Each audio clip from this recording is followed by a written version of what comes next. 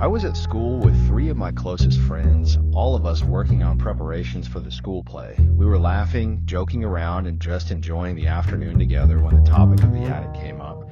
The attic was one of those places in the school that everyone knew about but nobody dared to go to. It was small, cramped, and filled with old costumes and theater props from past productions. The kind of place that seemed to be locked away, forgotten by most. My friends started talking about how they'd always wanted to explore it, but the narrow, rusted iron ladder that led up to the attic was enough to deter anyone from going up there. It was dark, tight, and not at all inviting, but they seemed to find it intriguing. Without any real hesitation, they decided they were going to climb up there anyway. I, of course, was a bit more cautious, not sure if I should follow them or stay behind, but they were excited, laughing, and heading toward the ladder. They climbed up, one by one, disappearing into the darkness of the attic. I stayed below, watching them from the bottom of the stairs, not thinking much of it at first. They were just messing around, having fun like usual. But then something shifted. The air around me felt heavier, colder. It wasn't just the excitement from the attic. There was something else, something unsettling. I heard their voices echoing from above, their laughter fading into strange murmurs. It was as though they were calling me to join them. At first, I thought they were just joking, trying to get me to follow, but then the voices started sounding more insistent. I couldn't ignore it anymore. The temptation was there, pulling at me. I felt a strange curiosity mixed with a hint of fear, so I made up my mind and began walking toward the attic ladder. Little did I know, my decision would lead to something far beyond what I ever expected.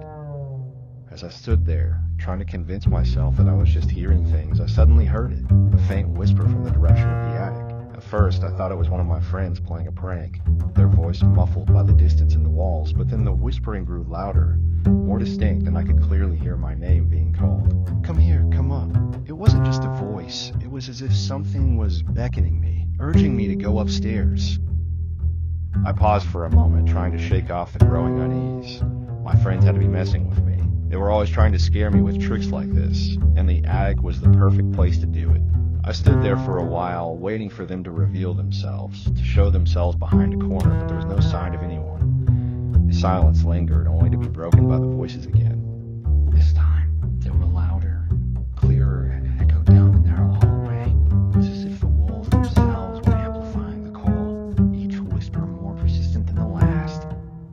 The hairs on the back of my neck stood up. I could feel my heart racing in my chest. Something about the way those voices sounded, so urgent, so distant, yet so close, sent a chill down my spine. I didn't want to go up there. I didn't want to face whatever this was, but the voices grew stronger, more demanding.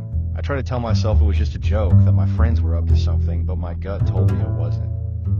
I hesitated for a moment, my feet frozen to the floor, but then my curiosity overpowered my fear. I didn't want to leave it unexplored, not knowing what was causing this. With a deep breath, I reluctantly started walking toward the attic ladder. My hands were clammy and my mind raced with questions. What was going on?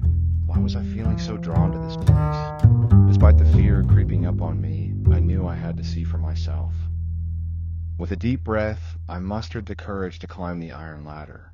My hands gripped the cold rungs tightly as I slowly ascended, each step feeling heavier than the last. The air grew colder the higher I climbed, and an unsettling chill ran down my spine, making my skin prickle. As I neared the narrow opening to the attic, a sense of dread washed over me. My heart raced in my chest, and my mind screamed at me to turn back, but I couldn't. Something was pulling me forward. I finally reached the top, pushing myself through the tight opening and into the attic. The moment I stepped inside, I was engulfed in complete darkness. The faint light from the hallway seemed a world away, leaving me alone in the suffocating blackness. My eyes strained, but I couldn't see a thing. The attic was there, but it felt so empty, like a void that swallowed all light and sound. I called out for my friends, my voice trembling as I yelled their names into the darkness. "Guys, this isn't funny anymore. Come on, stop it," I shouted, trying to mask the panic creeping into my voice. But there was no response, no laughter, no footsteps, just silence. My heart thudded in my chest as I stood there, listening to the oppressive quiet. It felt like I was being watched, like something unseen was observing my every move.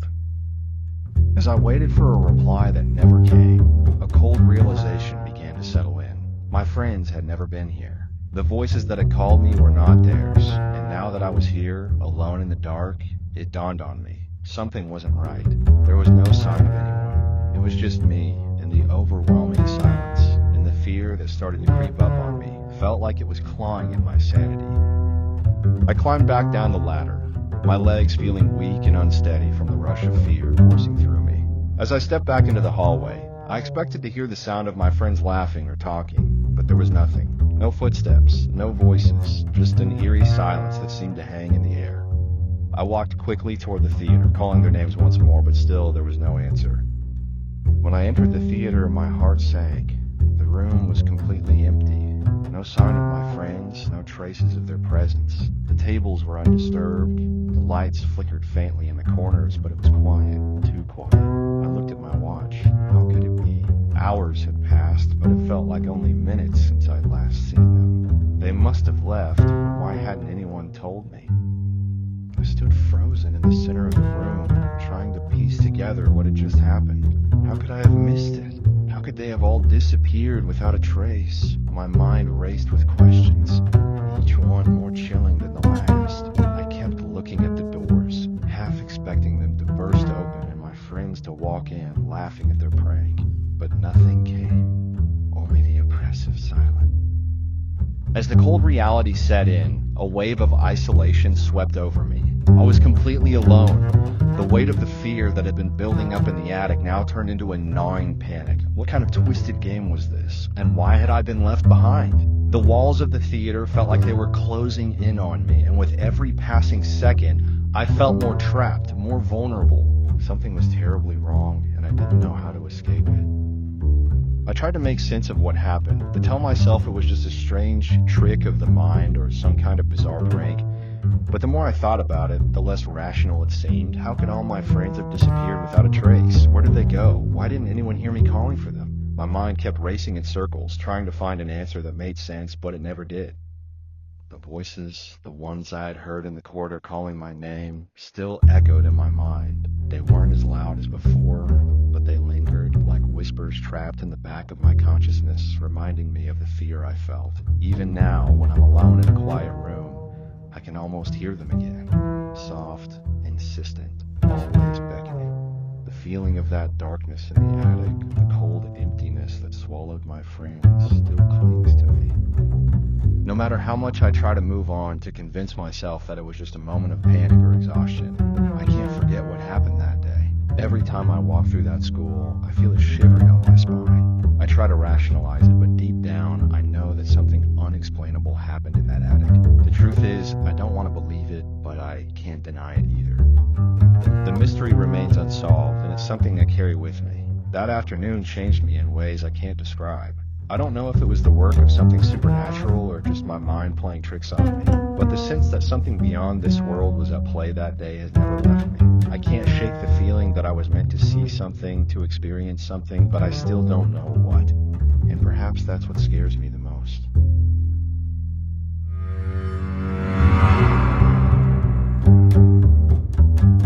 Last year, my family and I decided to spend our vacation in a secluded beach house, far away from the chaos of the city.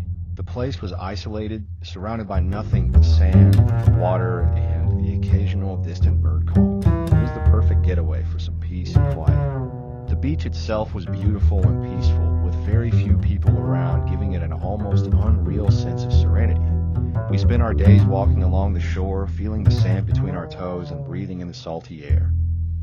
The water was unusually shallow, stretching out for what seemed like hundreds of meters. It was one of those rare beaches where the tide would recede so far that you could walk for a long distance into the sea without the water ever getting past your waist. It was almost like a vast natural playground where we could walk on the seafloor, collecting shells and watching small fish dart around. The beauty and stillness of the place made it feel like we were in a different world altogether. Each evening, after the sun set and the temperature dropped, we'd head out to the beach again with our fishing rods, enjoying the solitude and the quiet hum of nature around us. We would sit there casting our lines into the calm waters, letting the waves gently lap at the shore as we chatted. It was the kind of night where the stars seemed closer than usual, and everything felt peaceful, almost too perfect. But despite the tranquility, something lingered in the back of my mind, an inexplicable sense sense of unease that I couldn't shake off. It was subtle at first, like the softest whisper of wind, but I couldn't help but feel that something was off. Little did I know that what seemed like the perfect vacation would soon turn into something far more sinister, shattering the calm and leaving a permanent mark on my memory. That night, the beach was as quiet as it had ever been, the only sound being the gentle crash of waves against the shore. The sky was pitch black, save for the twinkling stars scattered across it. We were all gathered by the water's edge, rods in hand, our voices soft as we talked and laughed. The moon cast a faint glow on the water, making the sea shimmer, but it felt distant, like we were alone in our own little world, far removed from civilization. It was peaceful, serene even, the perfect night for fishing.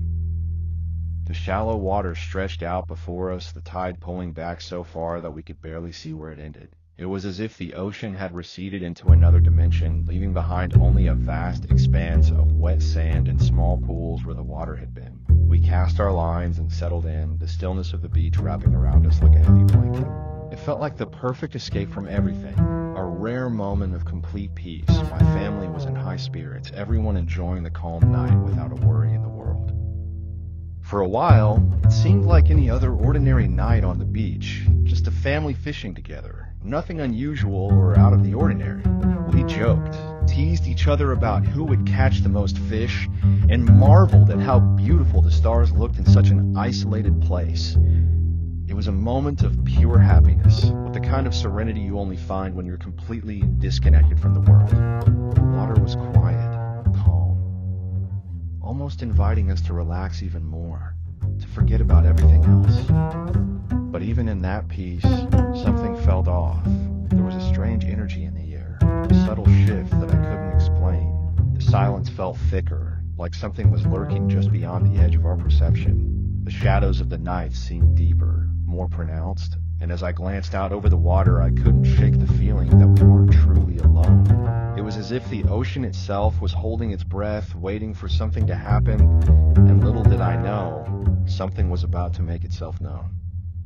As we continued fishing, something caught my eye in the distance. At first, I thought it was just the reflection of the moon, but as I focused, I realized it was much closer than that. A strange white silhouette was moving slowly across the water, gliding toward us as if it were walking on the surface. The water was so shallow that nothing should have been able to move like that. I blinked, unsure if I was seeing things, but the figure kept coming closer, drifting silently without a ripple, almost as if it were weightless.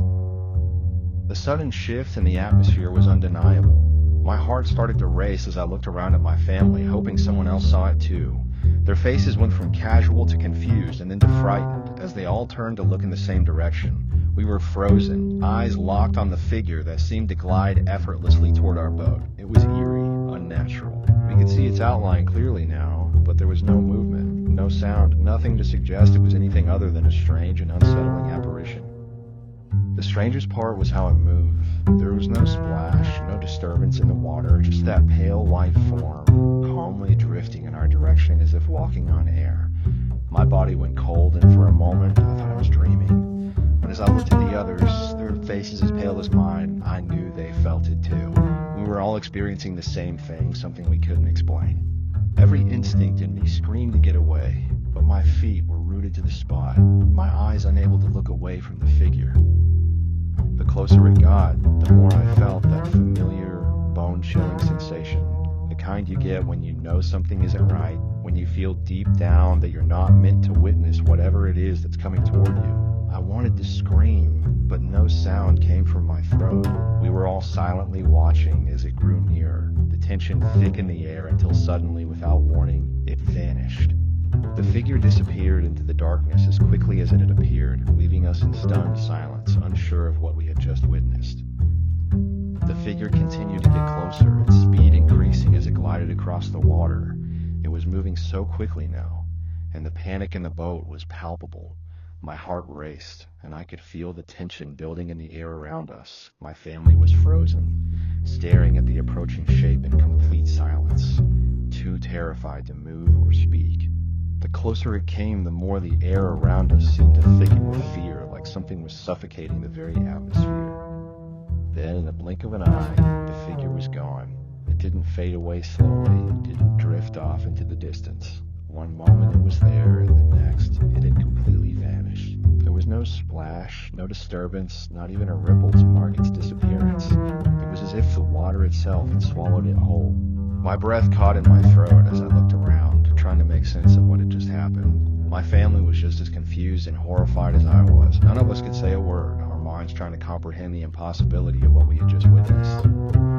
We sat there in complete silence, too afraid to even speak, as if any sound would break the fragile spell we were under. No one knew what to do, whether we should leave immediately or stay and try to make sense of it. The fear in the air was suffocating, and it was hard to shake the feeling that we were being watched, observed by something unseen, something that had just shown us a glimpse of its presence and then vanished without a trace. The sudden disappearance of the figure had left us shaken, and we were all left with the uncomfortable sense that whatever we had seen was not a natural part of the world. There was no explanation for it, no way to rationalize what had happened. We had all seen the same thing, but the reality of it was too impossible to grasp.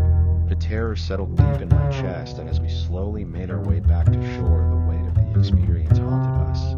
We didn't speak about it much after that night, but the memory of that strange white silhouette walking on the water never left us. We knew deep down that whatever we had encountered wasn't something we were meant to understand. It was just something to be feared. I've spent countless nights trying to make sense of what happened that evening, but no matter how hard I try, I can't explain it. What we saw didn't fit into any logical framework, and the more I think about it, the more impossible it seems. How could something walk on water like that, without a sound or any ripples to prove it was real? I've considered every possible explanation, from a trick of the light to some sort of illusion, but nothing seems to fit. The fact that everyone in the boat saw the same thing only makes it worse, as if we were all trapped in the same nightmare together with no answers to guide us. The worst part is that we never got any closure. We all agreed it was something out of the ordinary, but none of us could explain what that something was. That feeling of being powerless, of facing something we couldn't understand, has stayed with me. I don't know if I'm more scared of what we saw or the fact that we'll never truly know what it was. All I know is that the unknown is far scarier than anything I could have ever imagined. Even now, years later, I can still picture that white silhouette in my mind, moving across the water like a shadow walking on air. The image is as vivid as the night it happened, and it still sends chills down my spine whenever I think about it. It's as if that moment is forever imprinted on my memory, locked away with no way to unlock the mystery. No matter how much time passes, I can't shake the feeling that whatever was out there that night is still watching, lurking in the shadows, waiting for the right moment to reveal itself again. Nothing like that has happened again, but the fear lingers. It hangs over me like a dark cloud that refuses to dissipate. The memory of that night, the sight, the terror, the inexplicable nature of it all, still haunts me. I've tried to move on, to forget, but the mystery remains unsolved, and the fear that we encountered something far beyond our understanding never fully left. It's like a shadow, always there, quietly reminding me that some things are better left unexplained.